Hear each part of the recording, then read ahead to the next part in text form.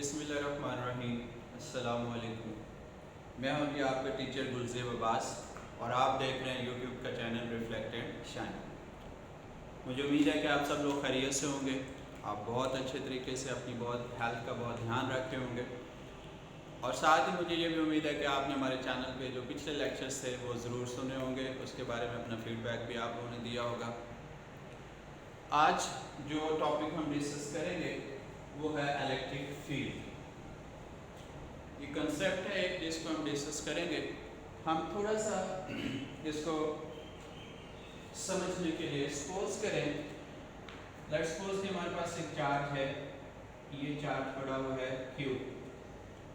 इस चार्ज के करीब यहाँ पे मैं एक और चार्ज लेके आता हूँ, फॉर एग्जांपल ये, इसे मैं कह देता हूँ कि ये क्या है Q0, ठीक है।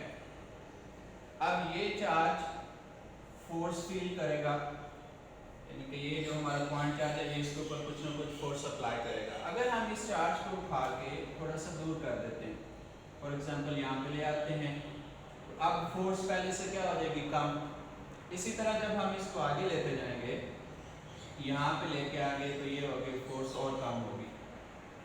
तो यहाँ पे एक पॉइंट आ जाएगा, जैसे ये मैंने एक लाइन ड्रा कर दी, ये वो पॉइंट है। इस पॉइंट से जैसे इस चार्ज को मैं बाहर लेके आता हूँ, ये वाला जो चार्ज है, इस चार्ज की वजह से इस टेस्ट चार्ज के ऊपर कोई फर्क नहीं पड़ रहा, यानी कोई फोर्स एक्सपीरियंस नहीं कर रहा। सिमिलर चीज जब मैं डाउनवर्ड लेके आया, यानी कि यहाँ पे चार्ज रखा, फिर यहाँ पे रखा, फिर यहाँ पे रखा, तो यहाँ पे ये एक पॉइंट आ गया। इससे बाहर लेके जाएंगे तो ये चार्ज उसको अफेक्ट नहीं करेगा। इसी तरह इधर लेके आगे, इसी तरह इधर लेके आगे। इसका मतलब ये है कि इस चार्ज के लिए एक सर्टेन बाउंड्री आ गई कि इससे बाहर अगर आप इससे इतनी दूर चीज रखेंगे तो इसका उसके ऊपर कोई इफेक्ट मौजूद नहीं होगा। तो इसी चीज को हम नाम देते हैं इलेक्ट्रिक फील्ड। इलेक्ट्रिक फील्ड हम डिफाइन करते होते हैं द स्पेस और region around a point charge in which another charge experience a force, यानी कि एक ऐसा रीजन, एक ऐसा स्पेस, एक ऐसा फील्ड जिसके अंदर ये चार्ज किसी दूसरे चार्ज के ऊपर अपनी फोर्स अप्लाई कर सकता है। या हम इसको ऐसे कह लें कि एक ऐसा फील्ड जिसके अंदर हम किसी चार्ज को लेके आए तो वो इस चार्ज की वजह से फोर्स जो है वो फील कर सकता है। तो इसको हम नाम देते हैं इलेक्ट्रिक फील्ड। अगर हम इसको बनाना चाहें इलेक्ट्रिक फील्ड को, तो ये सारी डायरेक्शन में होता है। मतलब ऐसा नहीं है कि सिर्फ राइटवर्ड है तो लेफ्टवर्ड होगा, डाउनवर्ड है तो अपवर्ड होगा। ये बेसिकली मौजूद होता है सर्कुलर शेप में, आप क्या स्फेरिकल शेप में ये पाया जाता है, यानी कि चार्ज की हर तरफ, और हर तरफ ये एक जितने ही स्ट्रेंथ के साथ होता है, एक जितने ही जो डिस्टेंस है वहां तक ये होता है, यानी कि रीजन हर तरफ एक जितना ही उसकी बाउंड्री होती है। तो ये हमारे पास कंसेप्ट है इलेक्ट्रिक फील्ड का।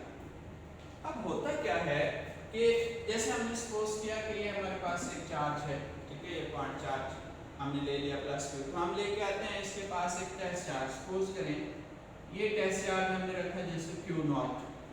अब टेस्ट चार्ज जो है ये पॉजिटिव होता है, तो होगा क्या कि ये पॉइंट चार्ज इस टेस्ट चार्ज को क्या करेगा, रिपेल, तो इस टेस्ट चार्ज के ऊपर एक फोर्स लगेगी इन दिस डायरेक्शन, ठीक है, इन दिस डायरेक्शन। तो ये फोर्स लगी तब जब हम इस चार्ज को इसकी वेसिनिटी में लेके आए, जब इसके फील्ड में लेके आए। अगर इसको इससे बाहर ले दें तो ये फोर्स जो है वो इसके ऊपर नहीं लगेगी। अब ये कंसेप्ट की हमें जरूरत क्यों पड़ी? जरूरत इसलिए पड़ी कि हमारे पास जो कूलम लॉ था, या हमने जो पहले छोटी क्लासेस में न्यूटन लॉ ऑफ ग्रेविटेशन पढ़ा, तो वो दोनों लॉज जो हैं फोर्स का मैग्नीट्यूड बता सकते हैं और उसकी डायरेक्शन को बताते हैं। लेकिन जो साइंटिस्ट हैं उनके दिमाग में दो क्वेश्चन आते हैं। पहला क्वेश्चन ये है कि what is the origin of the force, यानी ये जो फोर्स है इसका ओरिजिन क्या है, ये आई कहां से है। दूसरा question, how does this force transmitted, कि ये फोर्स एक चार्ज से दूसरे चार्ज पे कैसे ट्रांसमिट होती है। पहला क्वेश्चन तो स्टिल अननोन है, यानी कि उसका अभी तक कोई आंसर नहीं मिला। तो साइंटिस्ट ने इसको कहा कि ये फोर्स जो है ये बाय नेचर मौजूद है, ये बेसिक फोर्स है, तो इसलिए नाम दिया गया जो कूलम फोर्स है, यानी कि इलेक्ट्रोस्टैटिक फोर्स, और जो हमने बात की ग्रेविटेशन फोर्स की, तो इन दोनों को नाम दे दिया कि ये बेसिक फोर्सेस ऑफ नेचर हैं। यानी कि इनका पता नहीं है कि ये कहाँ से हैं, बस एज डिफॉल्ट ये अकल करती है, इसलिए इनको नाम दे दिएगा बेसिक फोर्स का। हाँ, दूसरा क्वेश्चन जो है कि ये फोर्स एक चार्ज से दूसरे चार्ज पे कैसे ट्रांसमिट होती है, इसके बारे में जो कंसेप्ट है इलेक्ट्रिक फील्ड का जो हमने डिस्कस किया, ये फैराडे जो है उसने हमें प्रोवाइड किया। माइकल फैराडे साइंटिस्ट का नाम था जिसने इस कंसेप्ट को क्या किया था, दिया था। कहता ये है कि कोई भी जो चार्ज है उसके अराउंड एक फील्ड होता है जिसको हम नाम देते हैं इलेक्ट्रिक फील्ड या फील्ड ऑफ फोर्स हम कह सकते हैं इसको। तो ये जो अभी हमने डिस्कशन की, ये पॉइंट्स इसके साथ है। फैराडे सेड दैट कि अगर आप टेस्ट चार्ज इसके फील्ड में लेके आएंगे तो ये फोर्स इसके ऊपर अप्लाई होगी, अदरवाइज ये फोर्स अप्लाई नहीं होती। ये थी डेफिनेशन इलेक्ट्रिक फील्ड की। हमने आगे डिस्कस करना है जो टॉपिक है, इसी के आगे कंटिन्यू करेंगे हम, और वो है इलेक्ट्रिक फील्ड इंटेंसिटी, या हम उसको नाम दे सकते हैं इलेक्ट्रिक फील्ड स्ट्रेंथ। दो नाम बन सकते हैं उसके, इलेक्ट्रिक फील्ड इंटेंसिटी, या हम उसे कह सकते हैं कि ये क्या है, electric field strength. So electric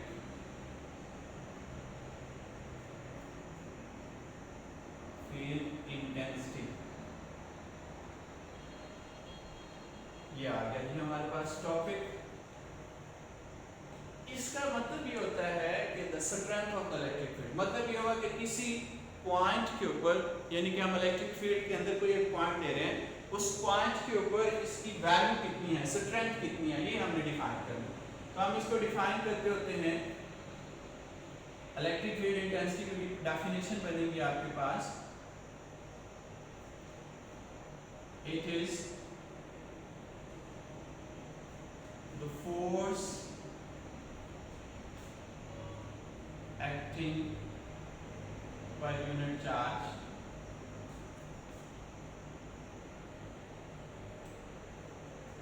at a point, यानी उस पॉइंट के ऊपर चार्ज के ऊपर कितनी फोर्स एक्ट कर रही है। तो मैथमेटिकली इसका जो फार्मूला बनेगा वो बनेगा आपके पास E is equal to F over Q। Q naught हमने यहाँ पे टेस्ट चार्ज दिया और तो ये Q नॉट है। अब बेटा जी ये इलेक्ट्रिक फील्ड इंटेंसिटी जो है ये डिनोट होता है कैपिटल E से, और ये एक वेक्टर क्वांटिटी है। इलेक्ट्रिक फील्ड इंटेंसिटी ये क्या है, वेक्टर क्वांटिटी है। किसी भी एक पॉइंट पे इसकी वैल्यू जो है वो मैग्नीट्यूड भी होता है और डायरेक्शन भी होती है। दूसरी बात हम यहाँ से लिख सकते हैं E has same direction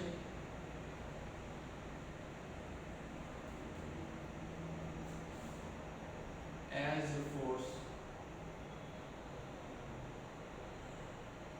बल्कि हम इसको लिखते हैं at a point as force directed at a point। जैसे सपोज करें इस डायग्राम में हम देखते हैं कि ये हमारे पास क्या है, एक पॉइंट चार्ज है जो हमने रखा। इस पॉइंट चार्ज की फील्ड ये मैंने ड्रा किया डॉटेड लाइन से। इस फील्ड के अंदर हमने एक पॉइंट P के ऊपर ये टेस्ट चार्ज रखा है Q नॉट। तो अब टेस्ट चार्ज क्योंकि पॉजिटिव है तो ये भी पॉजिटिव है, तो होगी क्या, इसमें रिपल्शन होगी। जब रिपल्शन होगी तो ये वाली जो डायरेक्शन है फोर्स की ये बनेगी। जो बात मैंने यहाँ पे लिखी है, ठीक है, वो ये है कि E की डायरेक्शन भी वही होगी जो फोर्स की डायरेक्शन है। बात समझ में आ रही है कि हम कह रहे हैं कि जो फोर्स की डायरेक्शन है किसी भी एक पॉइंट के ऊपर, वही डायरेक्शन होगी इलेक्ट्रिक फील्ड इंटेंसिटी की, इलेक्ट्रिक फील्ड स्ट्रेंथ की। इसके साथ हम यहाँ पे देखिए मैंने एक यूनिट वेक्टर ड्रा किया। ये यूनिट वेक्टर हमेशा डायरेक्टेड होता है from the point charge to test charge, यानी कि यूनिट वेक्टर में हमने R लिया है। मैं इसको लिख देता हूँ यहाँ पे आपके पास कि जो R है unit vector, R unit vector is always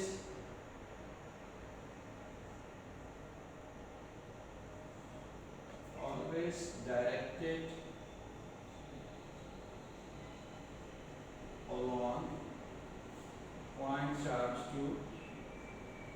cash charge.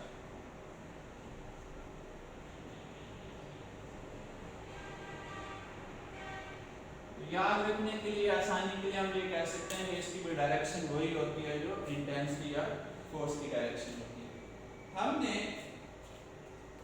Find out करना है this electric field intensity at a point due two point charge. ठीक है, इसके मैथमेटिकल फॉर्म्स हम डिस्कस करें।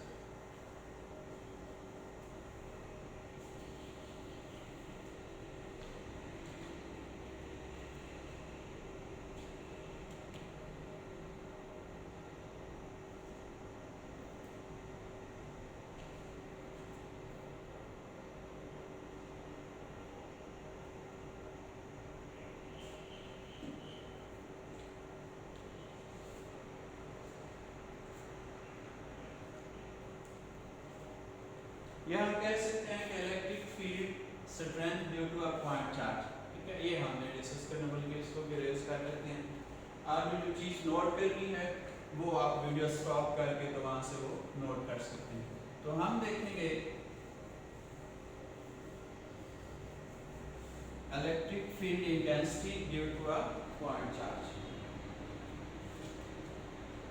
इसी को आगे लिख लेते हैं ड्यू टू पॉइंट चार्ज।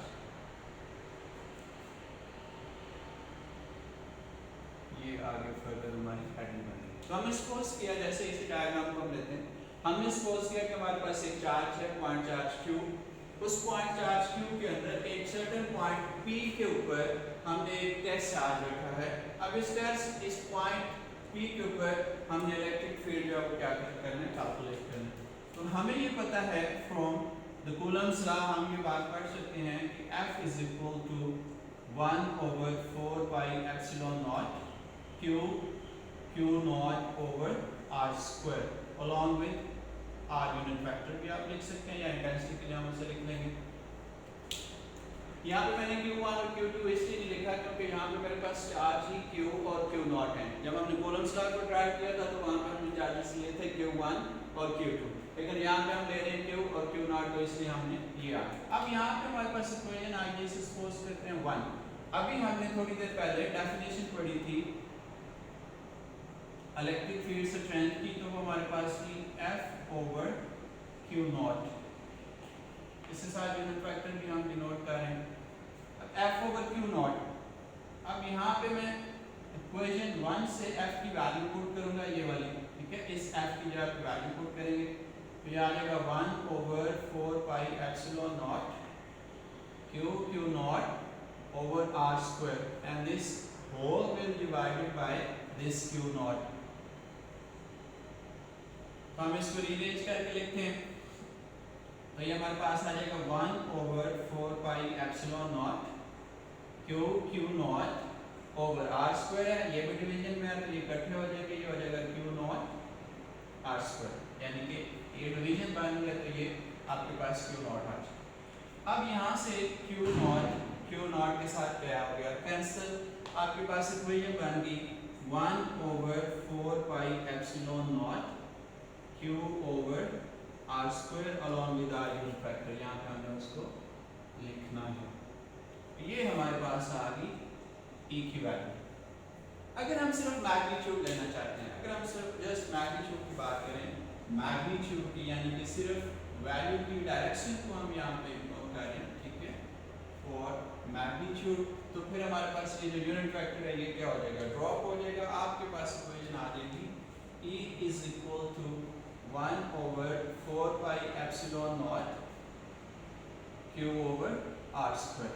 अब ये सारी फैक्टर तो हमारे पास है कांस्टेंट, ये क्या है आपके पास कांस्टेंट है, तो हम इसको लिख सकते हैं E is equal to some constant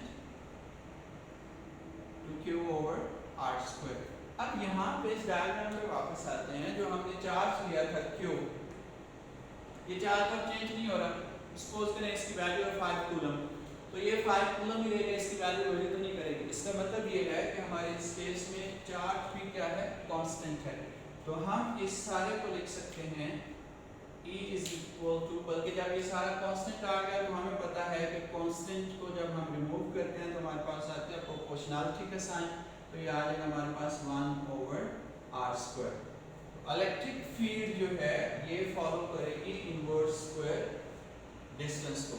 तो हम ये कह सकते हैं कि जितना हम ये जो r है distance between point charge and test charge, जितना ये ज्यादा होगा इलेक्ट्रिक फील्ड स्ट्रेंथ उतनी क्या होती जाएगी, कम होती जाएगी। That's it for today. जाते जाते आपसे फिर वही बात करूंगा कि हमारे चैनल यूट्यूब का जो चैनल है रिफ्लेक्ट एंड शाइन, उसको सब्सक्राइब कीजिएगा, लाइक कीजिएगा और शेयर कीजिएगा और अपना फीडबैक कमेंट सेक्शन में ज़रूर दीजिएगा। अल्लाह हाफिज़।